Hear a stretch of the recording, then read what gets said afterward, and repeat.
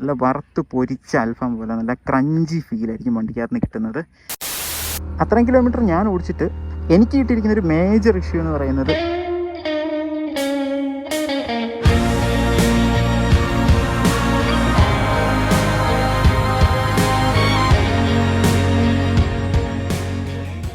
2015 model 80,000 kilometre clock ചെയ്ത 10 വർഷം almost complete ആക്കാൻ പോകുന്ന യമഹ FC വേർഷൻ 1. ആ ഒരു 80,000 കിലോമീറ്റർ ഓടിയിട്ടും വണ്ടിയുടെ എൻജിൻ ഭാഗത്ത് നിന്ന് വലിയ അലമ്പോ വലിയ വേണ്ടാത്ത സൗണ്ടുകളോ ഒന്നും വന്നിട്ടില്ല. കാരണം വളരെ സ്മൂത്തായിട്ട് റൺ ചെയ്യുന്നൊരു എൻജിനാണ് ഈ ഒരു 153cc ഈ ഒരു എൻജിൻ കേട്ടോ.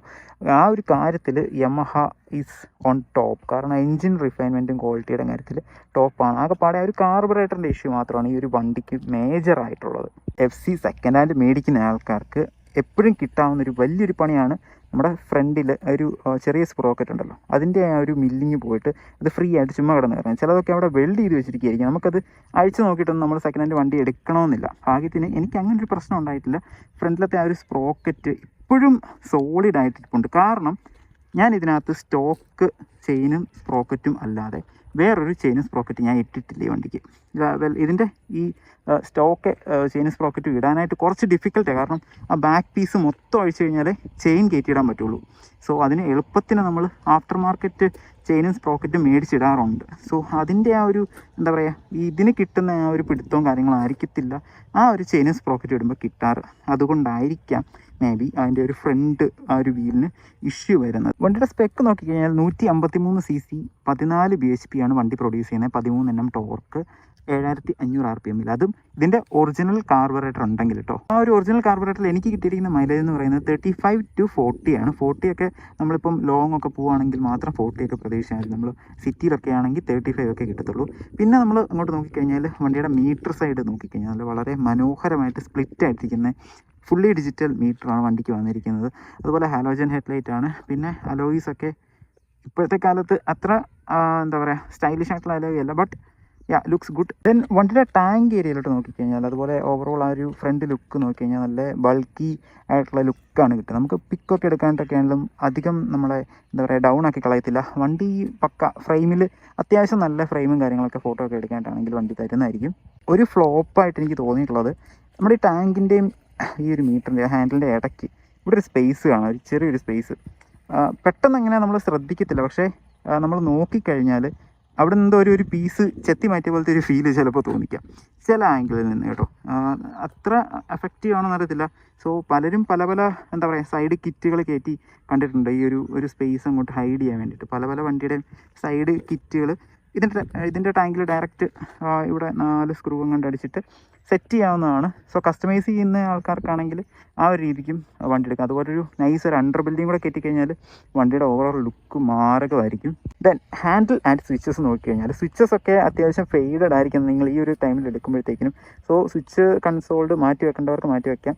ദെൻ ലിവറിൻ്റെ കാര്യത്തിൽ ഇത് ഞാൻ ആഫ്റ്റർ മാർക്കറ്റ് നമ്മൾ ഫ്ലിപ്കാർട്ടിൽ കിട്ടുന്ന ഒരു ലിവറാണ്. ഇതും ഹാൻഡ് ബാർ റൈസറും ഫ്ലിപ്കാർട്ടിൽ സുലഭമായിട്ട് ലഭിക്കുന്ന ഒരു സംഭവമാണ്. ആ 2 സാധനങ്ങൾ വേണമെങ്കിൽ ലിങ്ക് ഞാൻ ഷെയർ ചെയ്തേക്കാം.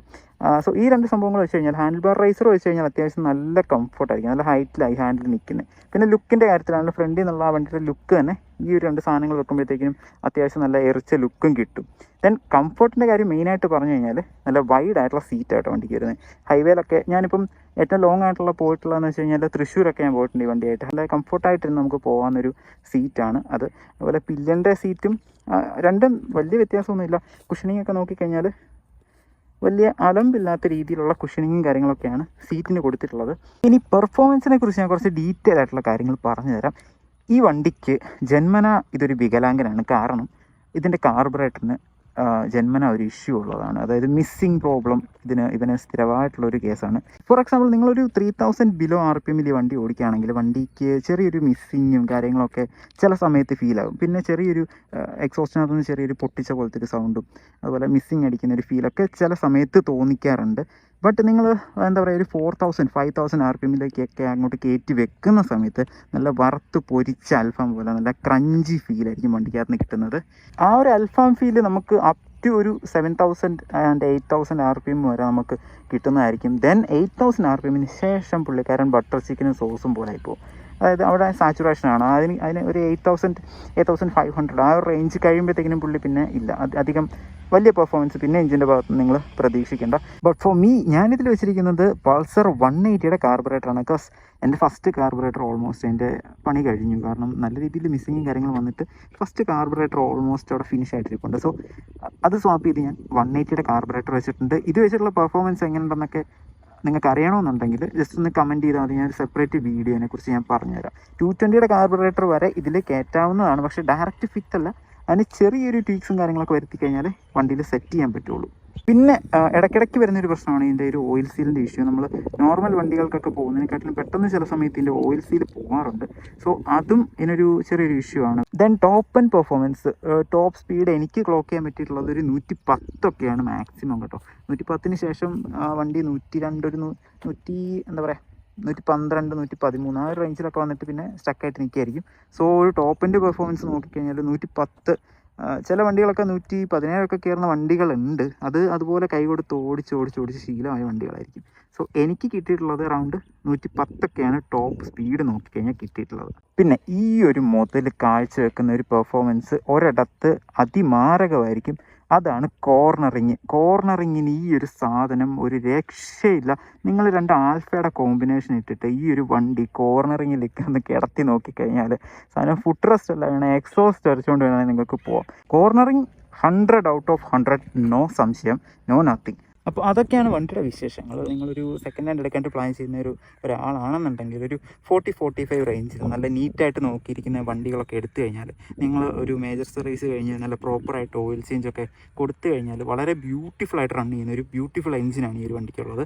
പിന്നെ ടൂറിംഗ് ഒക്കെ ആണെങ്കിലും അതുപോലെ ലോങ് ട്രാവൽ, അതുപോലെ സിറ്റി റൈഡിനൊക്കെ ആണെങ്കിലും നിരാശപ്പെടുത്താത്ത പെർഫോമൻസ് ആണ് ഈ ഒരു വണ്ടി കാഴ്ചവെക്കുന്നത്.